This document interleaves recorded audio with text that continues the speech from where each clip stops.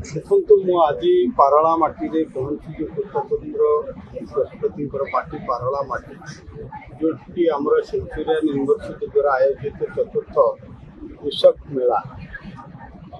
ଏଥିରେ ମୁଁ ଦେଖିଲି ଯେ ବିଭିନ୍ନ କେବଳ ପାଠ ପଢ଼ାଇବା ପିଲାମାନଙ୍କୁ ପାଠ ପଢ଼ା ସହିତ ବିଭିନ୍ନ ସ୍କିଲ୍ 100 ପ୍ରକାର ଦକ୍ଷତାରେ ଦେଖି ପିଲାମାନଙ୍କୁ ଟ୍ରେନିଂ ଦିଆଯାଉଛି।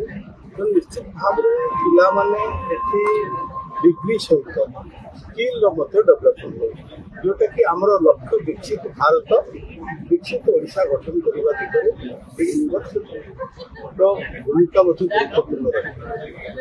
କାହିଁକିନା କୃଷକକୁ ସଶକ୍ତ କରିବା, କୃଷକମାନଙ୍କୁ ସ୍ୱାବଲମ୍ବୀ କରିବା ଏବଂ କୃଷକର ଆୟକୁ ଦ୍ୱିଗୁଣିତ କରିବା ପାଇଁ ବିଭିନ୍ନ କୃଷି କ୍ଷେତ୍ରରେ, ମତ୍ସ୍ୟ ପାଳନ କ୍ଷେତ୍ରରେ ଏବଂ ଆପଣ ଭେଟେନାରୀରେ ଅନେକ ପ୍ରକାର ଏଇଠି ଟ୍ରେନିଂ ଦିଆଯାଉଛି ଏବଂ ଏଠି ପ୍ରାକ୍ଟିକାଲ କରାଯାଏ ଏବଂ ବୈଜ୍ଞାନିକ ପ୍ରଣାଳୀରେ ଚାଷ ବା ଗୋପାଳନ ବିଭିନ୍ନ ପଦ୍ଧତିରେ ବୈଜ୍ଞାନିକ ପ୍ରଣାଳୀରେ ନୂଆ ଟେକ୍ନୋଲୋଜିକି ଅପନେଇକରି ଜୈବିକ ପ୍ରଣାଳୀ କରିବାର ମଧ୍ୟ ଏଠି ଟ୍ରେନିଂ ଦିଆଯାଉଛି, ଯାହାଫଳରେ ଗୋଟେ ବିକଶିତ ରାଷ୍ଟ୍ର ପାଇଁ ବା ରାଜ୍ୟ ପାଇଁ ପ୍ରଥମେ କୃଷକର ବିକାଶର ଆବଶ୍ୟକ ରହିଛି। ତେଣୁ କୃଷକର ବିକାଶ ନାହିଁ ଦେଶ ରାଜ୍ୟର ବିକାଶ ହେବ।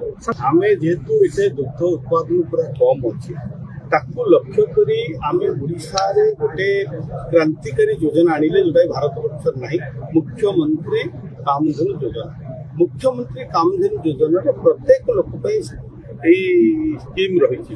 2ଟି ଗାଈ ଯେଉଁ ଦେବାର ବ୍ୟବସ୍ଥା ରହିଛି, ଏଥିରେ 2,30,000 ଟଙ୍କାରୁ 1,61,000 ଟଙ୍କା ସରକାର ସବସିଡି ଦେଉଛନ୍ତି। ଆର ମୂଳ ଲକ୍ଷ୍ୟ ହେଉଛି ଯେ ଚାଷୀମାନେ କେବଳ ଯେଉଁ ବିଭିନ୍ନ ଧାନ ଚାଷ ନକରି ବିଭିନ୍ନ ଇଣ୍ଟିଗ୍ରେଟେଡ୍ ଫାର୍ମିଂ କରନ୍ତୁ, ମିଶ୍ରିତ ଚାଷ କରନ୍ତୁ, ଫଳରେ ଚାଷୀର ଆୟ ହିଁ ବୃଦ୍ଧି ହେଇପାରିବ।